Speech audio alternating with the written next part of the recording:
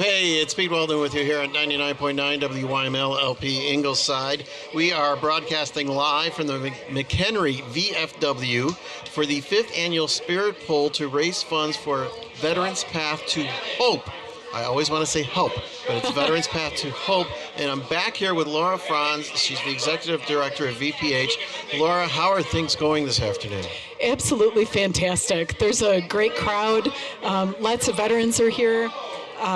We're seeing people connect with other people that they haven't met before, but who have been involved with our agency. So it's a great time today.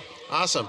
And obviously one of the things we're trying to do is, well, along with getting donations like household goods, furniture, stuff like that, food, there's a food pantry involved, right? Correct, yes. Is we need some funds too. Yes. Especially with the current climate going on with all the federal cost cutting and stuff like that. Right. So how are we doing on that front today? Right. So our goal today was to make $10,000. That is the amount that we made last year, and every single dollar goes towards direct services to veterans and their families. So we're hoping to get to that same point today. Okay, so there are no admin fees or anything? You're not holding No. anything back to cover any costs or anything? No. Every penny raised is going right to VPH? Correct. So where are you at right now?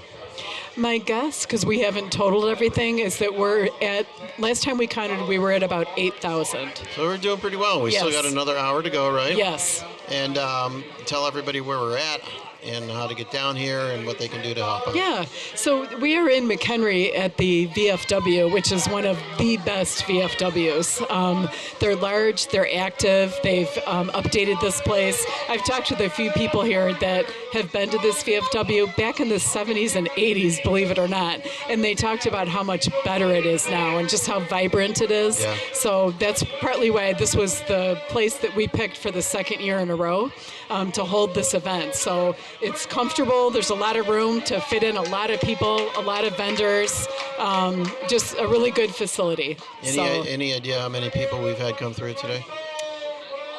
Boy, I would guess. Not to put you on the spot. Yeah, I would guess about 250, but that's just my guess. Good turnout. All local people, all here to help their brethren. Yes. All the veterans that need assistance as they're transitioning from military to civilian life and trying to figure out what they're going to do now and how to live. Exactly. How to live because they don't have the structure they had when they were in the military. Well, it's been fun because I met several veterans here today that did not know about our services, and they're recently out of the military. So I talked about our food pantry, the different services I talked about earlier. I talked about our gaming program, which I didn't talk about earlier. We have we're in partnership with the American Legion for video gaming. Oh, nice. Where, it's a mobile, we go out and set up at different places. And veterans are able to connect with battle buddies all over the U.S. and really probably all over the world through video gaming. Now, when you say video gaming, you're talking about World of Warcraft, video games, Mario type of stuff, Kart, as opposed to video slots, video poker. Correct. Okay. Yeah. Yeah, last thing we want them to get involved with is gambling, virtual gambling. So, this is video gaming. Well, I'm so glad that you're able to help these people out, and I'm sure they really appreciate it. I'm not one who has served in the military. I don't have the mindset for it because I've always thought to be like a police officer, a firefighter, being a member of the armed services, you have to have a certain mindset and a certain attitude and a certain personality, and it just wasn't me. But I do give kudos to those who can go out and do it, and I do appreciate what they do every day. It's very important. Again, partially, you look at today's climate, you realize how important it is that we have people who are willing to go out and do this for you. Yes. So even if you didn't serve in the military, you can support these people. That's the least you can do. Yes. Donate that used furniture. As you said earlier, if you're downsizing, donate that furniture that you don't need anymore. Yes. Clothing.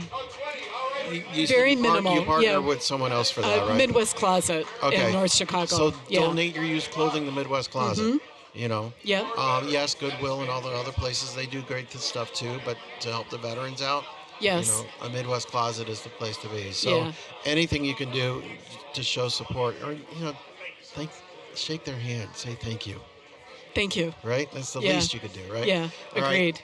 We're here for another hour here at the McHenry VFW, Route 120 in McHenry. Laura, thank you so much again Thank for you. stopping Thanks for by. having me. And we'll have more coming up on 99.9 WYML.